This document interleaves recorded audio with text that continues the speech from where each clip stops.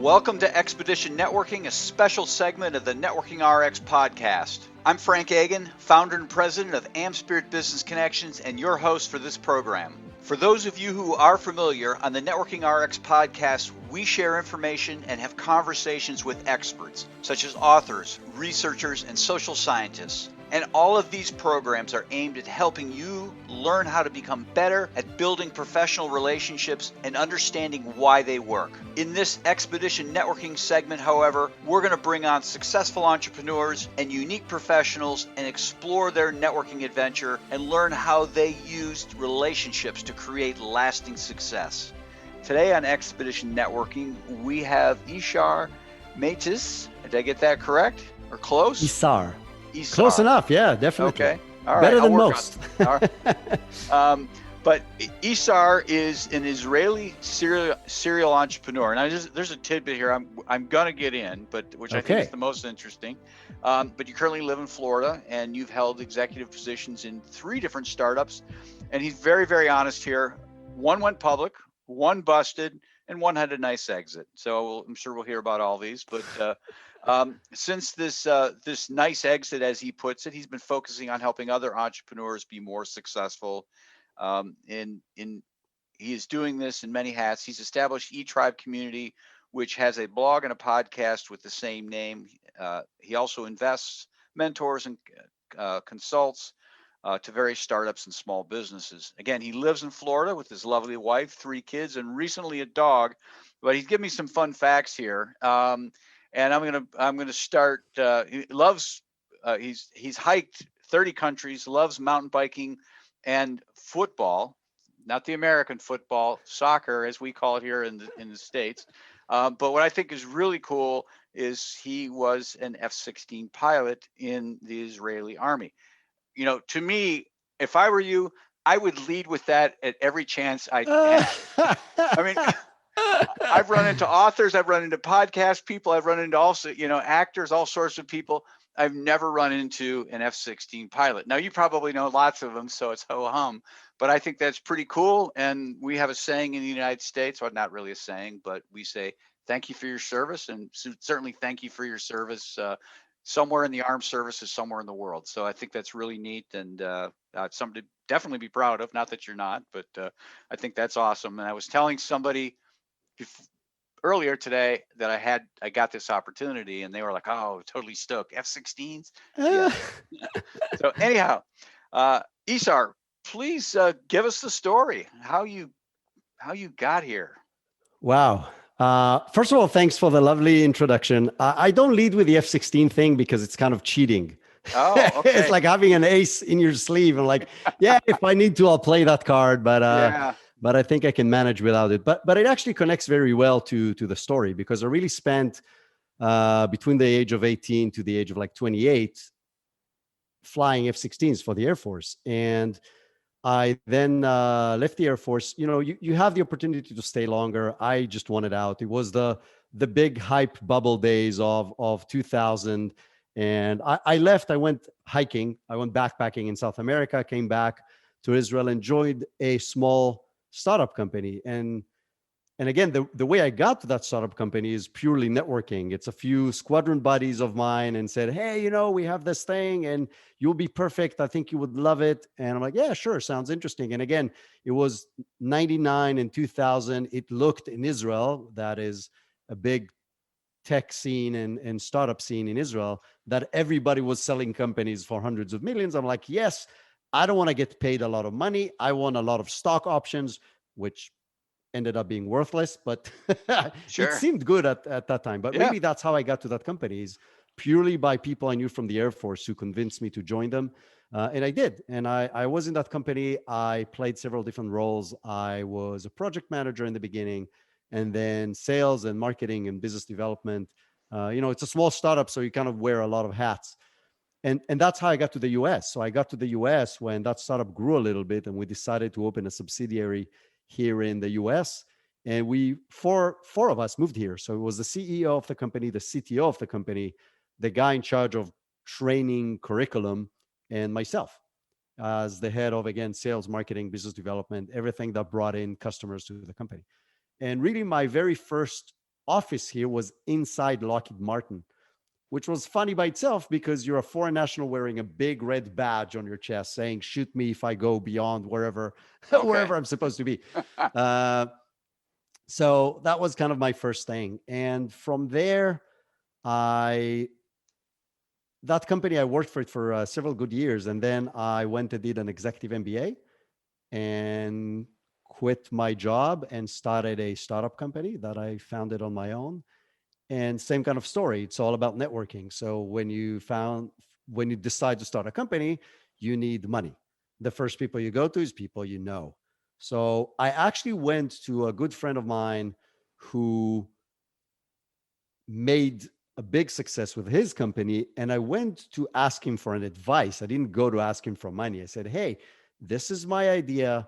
This is my business plan. I'm going to pitch it. I need your feedback. Right. And he's like, I love your idea. It fits like a glove to another idea I have in the drawer for many years. Why won't you combine them together and I'll finance it? And I'm like, really? It was like the second or third person I talked with. And he's like, yeah, go do this. I'm like, okay. So I quit my job. I lost my visa. I had to go back to Israel. It was a long story. But that was kind of my second networking thing that got me in a new chapter in life. And then what happened, the same guy about 4 months into running the startup, he came to me and said, listen, he's the founder and the CEO of a very large travel company, very smart, very successful guy that I totally look up to if it wasn't obvious so far. His name is Uri Argov. And he came to me and said, listen, I love what you're doing. I want you to do something similar within my company. I'm like, what do you mean? I'm running the startup and you're writing the checks to pay for that thing. It's like, hey, right. You're smart. You'll figure it out. And I didn't. That's the one that busted in your intro. So the startup was running for a while, but I was really running kind of like two companies at the same time. I was running the startup and I was running an e-commerce B2C division, if you want, of this bigger travel company. And that travel thing that I've built within the bigger company it's the dream. Why do I say it's the dream for an entrepreneur?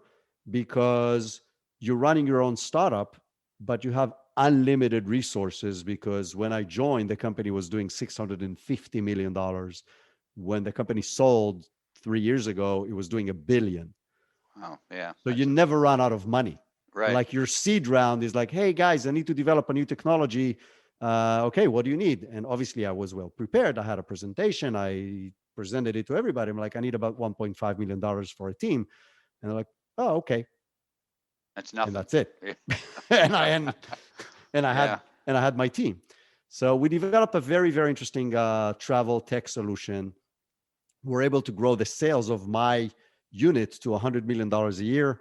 The big company did $1 billion a year, and then we got bought out by a big private equity company that combined the 3 largest wholesale travel companies in the world into one, which was a merger from hell, like a lot of these big ones are.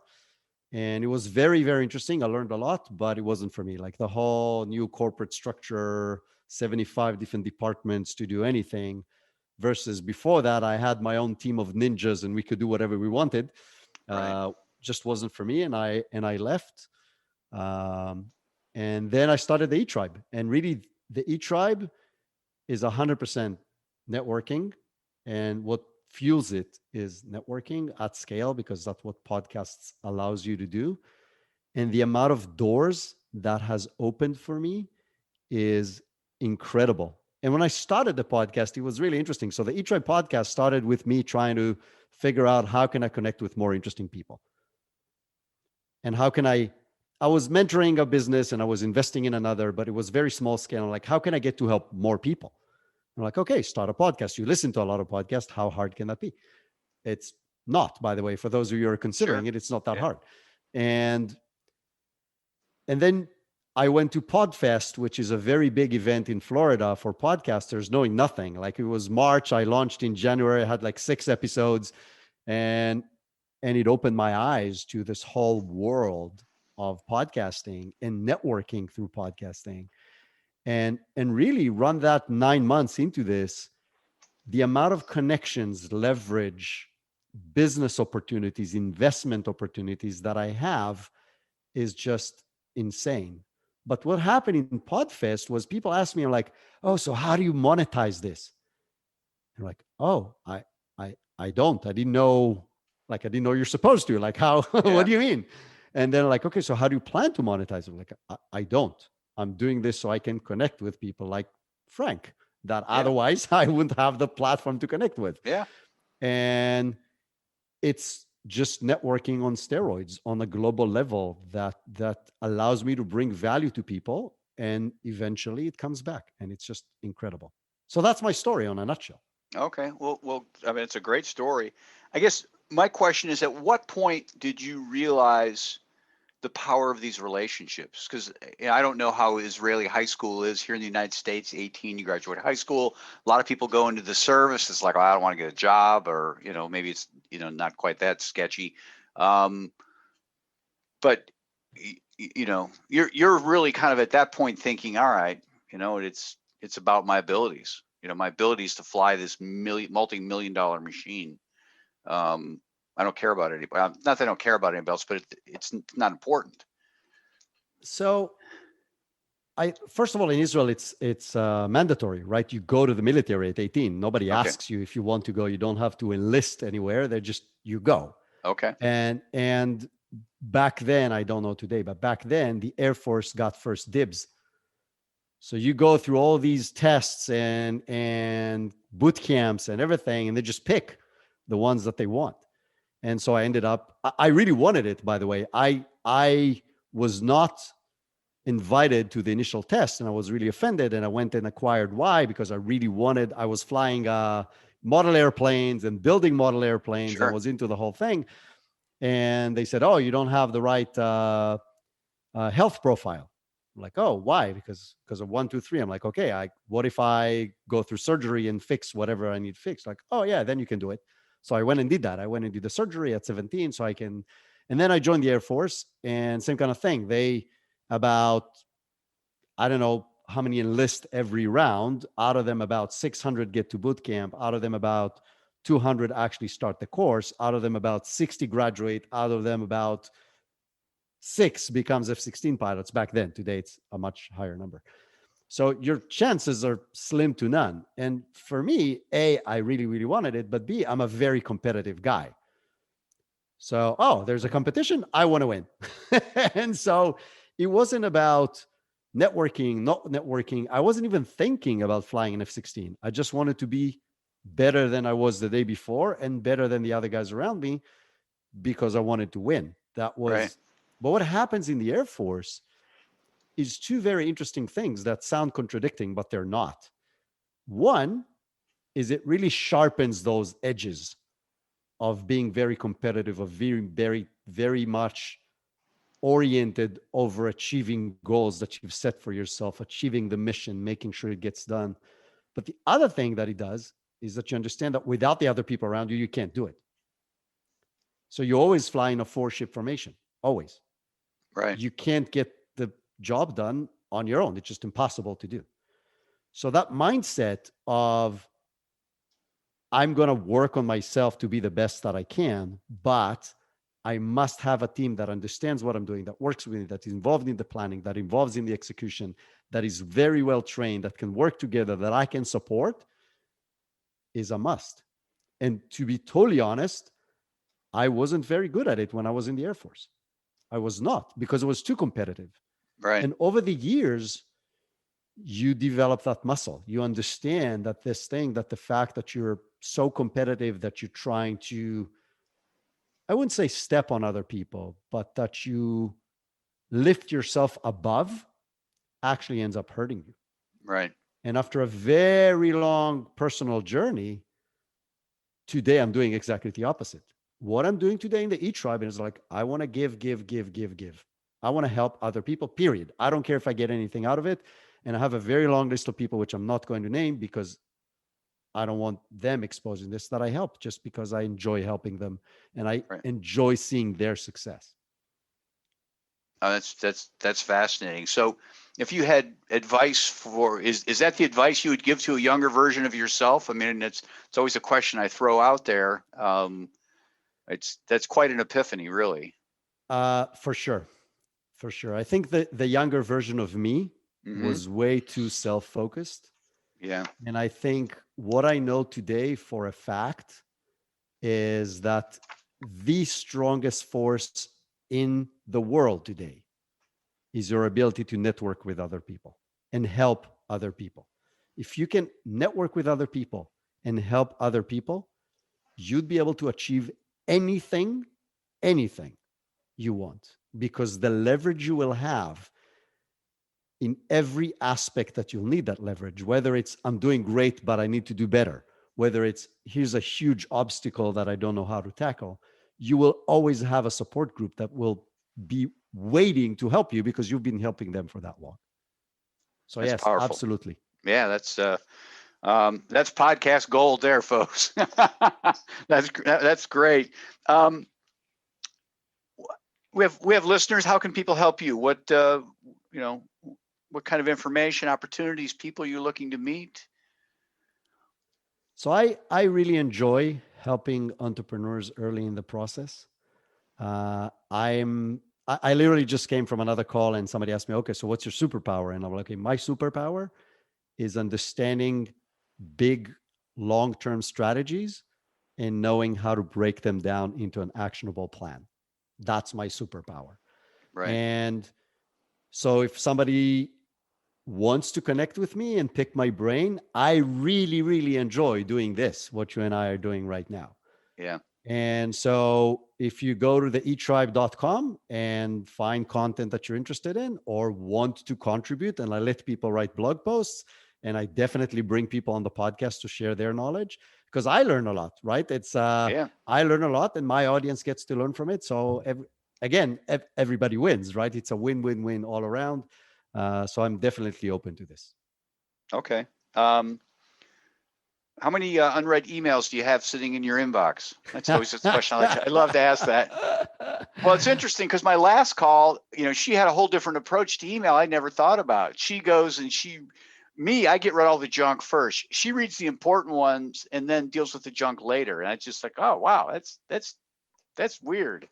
So I'll tell you something interesting that happened to me because of, again, what I'm doing and the way it opened up for opportunities for me.